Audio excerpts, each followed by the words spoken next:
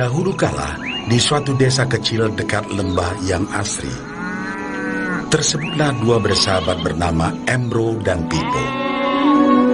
Mereka adalah tipe pemuda yang berambisi untuk menjadi orang terkaya di desanya. Mereka kerap membicarakan impian dan ambisi mereka itu akan kekayaan, kehidupan, dan gaya hidup yang ingin mereka miliki nantinya.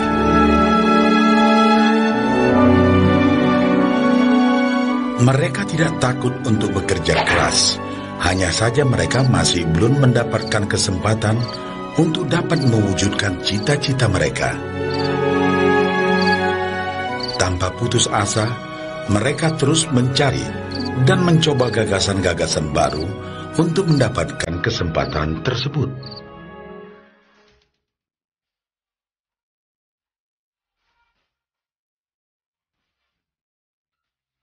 Hingga suatu hari, kesempatan itu pun datang. Desa mereka membutuhkan lebih banyak air.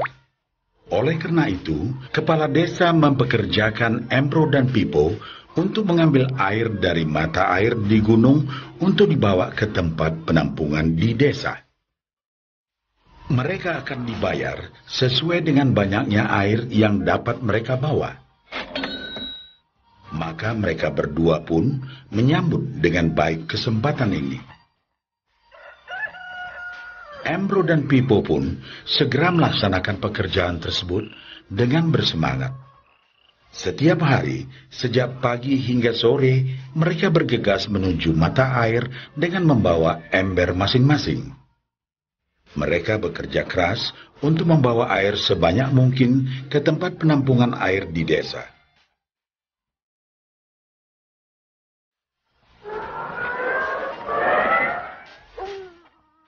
Menjelang sore hari, mereka pun pulang dengan membawa upah dari hasil jerih payah mereka hari itu. Embro merasa puas sekali dengan pekerjaannya itu dan besarnya upah yang ia dapatkan. Dia yakin bahwa dengan pekerjaannya ini, ia bisa segera mewujudkan cita-citanya. Bahkan untuk menambah penghasilannya, Embro membuat ember yang lebih besar agar dapat lebih banyak membawa air. Embro yakin dengan penghasilannya sebesar itu, tak lama lagi ia bisa segera membeli sapi dan memiliki gubuk baru yang ia idam-idamkan.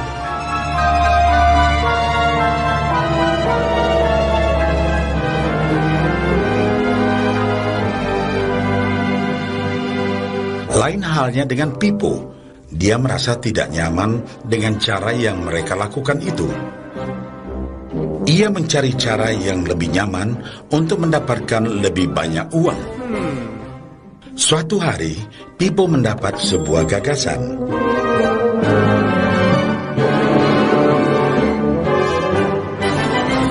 Ia berniat membangun sebuah saluran pipa yang akan mengalirkan air dari mata air langsung ke tempat penampungan air di desa.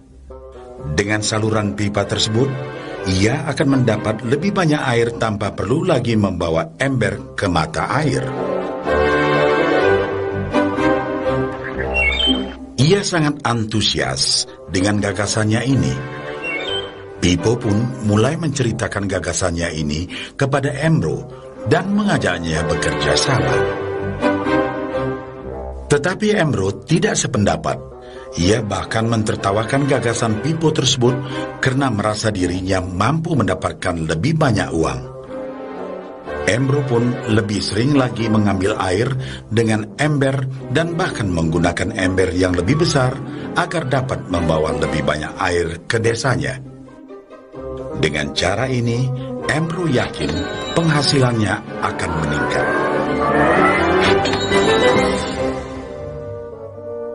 Pipo akhirnya memutuskan untuk mewujudkan sendiri gagasannya itu. Dia mengerti bahwa tidaklah mudah untuk membangun dan menyelesaikan saluran pipa tersebut.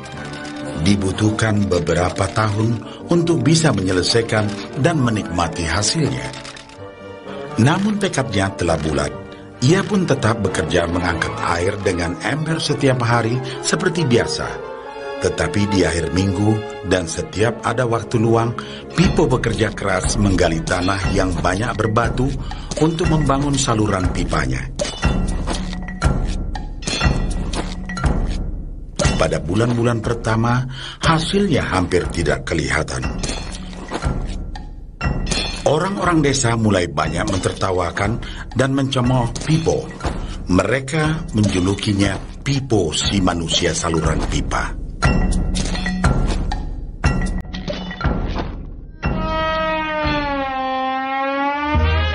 Sementara itu, penghasilan Embro telah meningkat 2 kali lipat.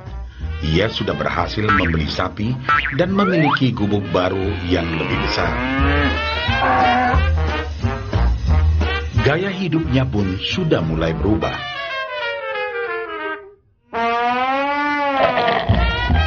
Ia sering menghabiskan waktu sepulang kerja di bar, menikmati hasil jerih payahnya mengangkat ember. Namun, tanpa disadari, badan Embro kini mulai jadi bungkuk karena begitu beratnya ia harus mengangkat ember besar setiap hari.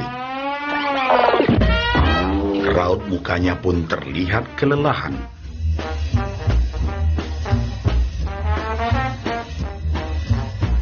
Semakin hari, semakin sedikit air yang dapat dibawanya karena tenaganya berkurang seiring bertambahnya usia.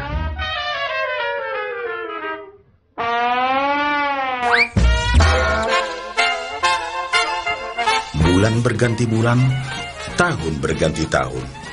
Dan akhirnya, Pipo berhasil menyelesaikan saluran pipanya.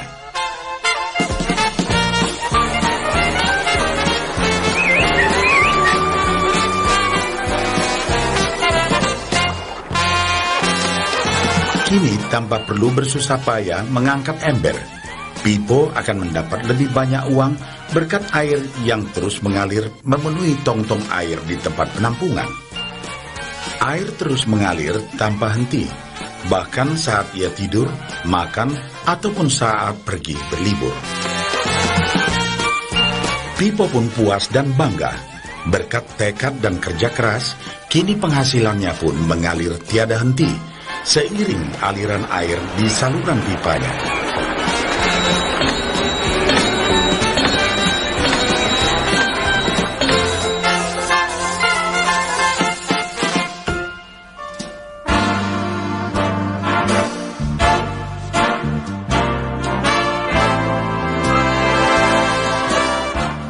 Setelah melihat cerita Embro dan Pipo, kita sadari bahwa cerita mereka menggambarkan kehidupan kita. Pekerjaan yang dilakukan mereka melambangkan apa yang dilakukan kebanyakan orang dalam mendapatkan penghasilan. Embro mendapatkan penghasilannya dengan cara menggunakan ember. Ia harus pulang pergi mengisi embernya dari mata air ke desa untuk ditukarkan dengan uang. Untuk meningkatkan penghasilan, yang dilakukan Embro adalah dengan cara lebih rajin pergi ke mata air dan juga memperbesar ukuran embernya. Dalam kehidupan yang nyata, sangatlah normal kalau kita ingin meningkatkan penghasilan, kita harus bekerja lebih keras. Misalnya, dengan bekerja lembur atau mungkin mendapatkan pekerjaan tambahan. Kita juga dapat memperbesar ember kita, yaitu dengan menerima posisi pekerjaan yang lebih tinggi. Sebagian besar dari kita menukarkan waktu kita untuk mendapatkan uang. Seperti juga Embro, kita pun memiliki waktu yang terbatas untuk dibarterkan menjadi uang. Dan kita tahu, setiap orang hanya memiliki 24 jam per hari. Dan tidaklah mungkin kalau kita membarterkan seluruh waktu kita untuk bekerja.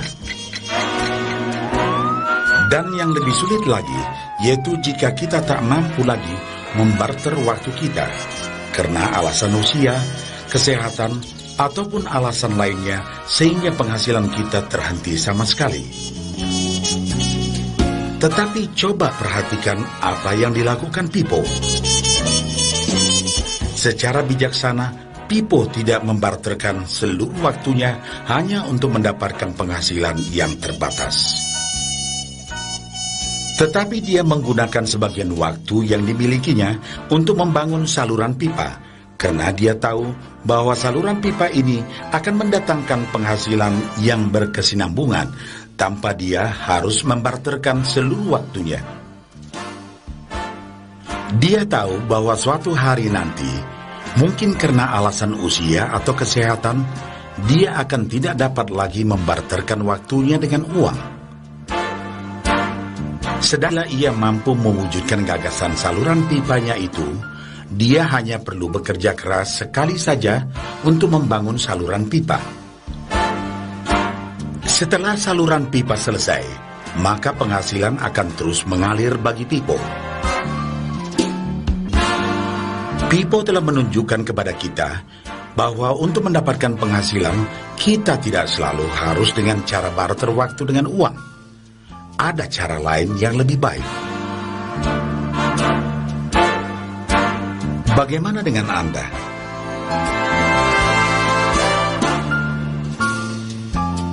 Apakah Anda masih seperti Embro yang membarterkan waktu Anda untuk mendapatkan penghasilan?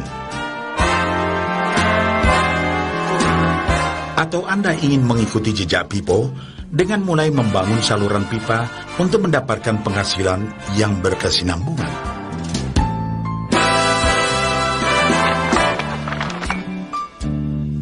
Jika Anda tertarik dengan gagasan saluran pipa, hubungi orang yang meminjamkan VCD ini agar Anda dapat segera mulai membangun saluran pipa penghasilan Anda saat ini juga.